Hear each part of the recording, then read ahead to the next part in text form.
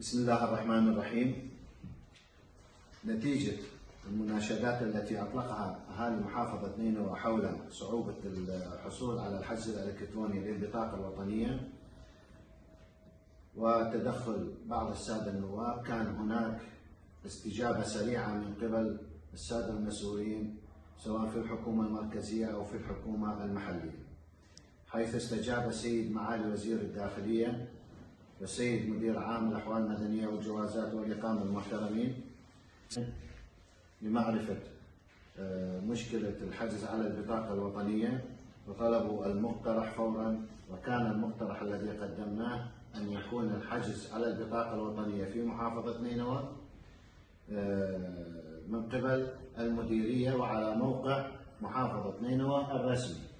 وتم تقديم طلب للسيد المحافظ الذي فعلا لبى المناشدات وحضر إلى المديرية يوم الخميس الماضي للوقوف على أهم المشاكل والمعوقات التي تواجه عمل المديرية وخاصة فيما يتعلق بالحجز. وبعد أن قدمنا له الطلب بأن يكون الحجز على موقع الإلكتروني لمحافظة نينوى الرسمي، وافق مشكورا على هذا الطلب. وتم التعاون مع الشعبة الهندسية في المحافظة، فتم عرض فكرة البرنامج الذي قدمناه للحجز الإلكتروني، وباشر السادة المهندسين في المحافظة بتنفيذ هذه الفكرة وجعلها برنامج واقعي على موقع محافظة نينوى. وسيتم الآن شرح آلية التقديم للحجز الإلكتروني وفق هذا البرنامج.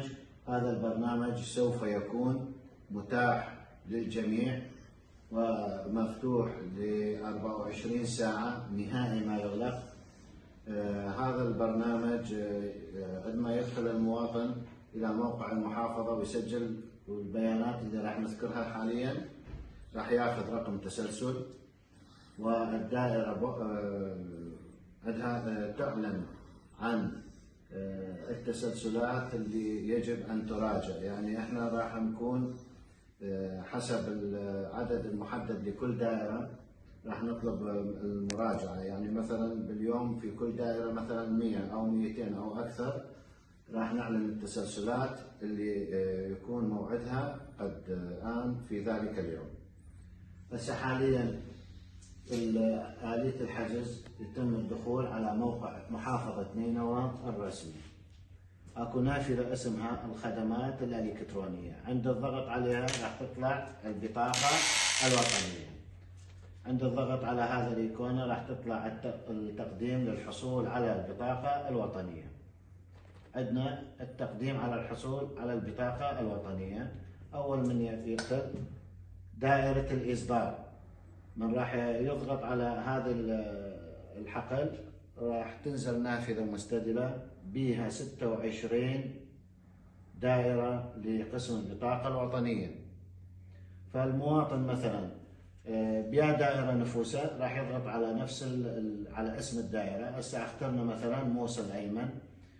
نجي على الفراغ الثاني اللي هو هل نوع المعاملة، هل لأول مرة أم واقعات حياتية. نقصد لأول مرة المواطن اللي ما عنده أي متغيرات حياتية وإنما يحضر لتبديل بطاقة الأحوال المدنية ببطاقة وطنية. أما الواقعات الحياتية فالمقصود منها الزواج، الطلاق، بيان الولادة، الوفاة، إضافة لقب، تغيير لقب، إضافة اسم، يعني كافة الواقعات الحياتية. بعد ما نختار مثل هسه اخترنا أول مرة، نجي على الحقل اللي بعده ندخل الاسم الرباعي واللقب.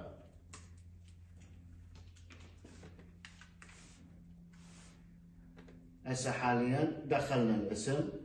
نجي الحقل اللي بعده ندخل الاسم الأم الثلاثي.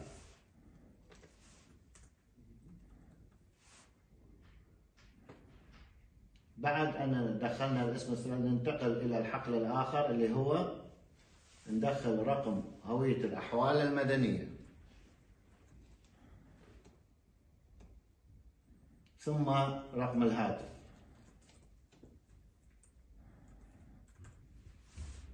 نضغط على كلمة تقديم.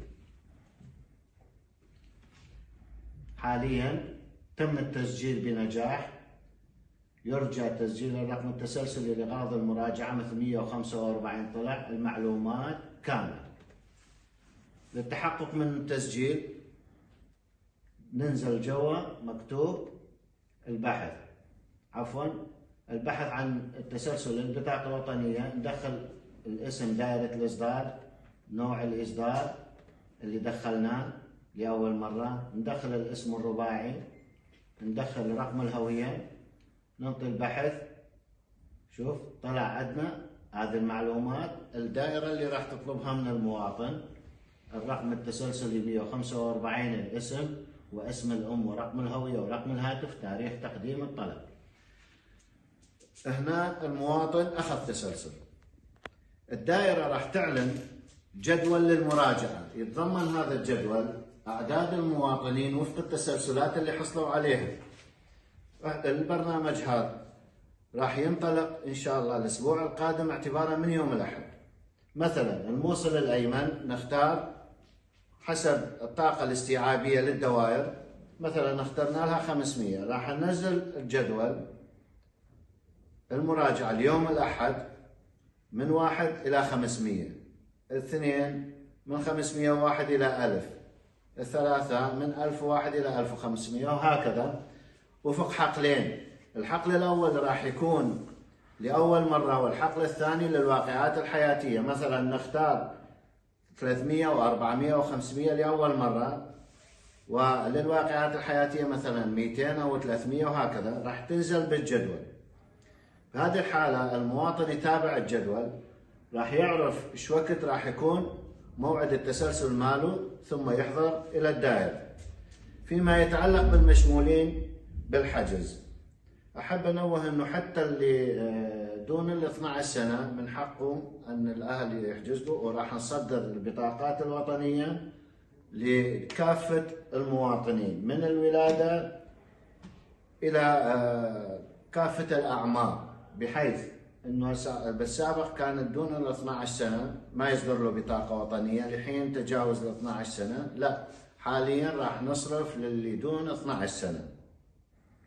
صور القيود الورقية راح تستثنى من الحجز الإلكتروني، هذا خاص معاملات المواطنين فيما يتعلق بالمحاكم أو الرعاية أو التقاعد.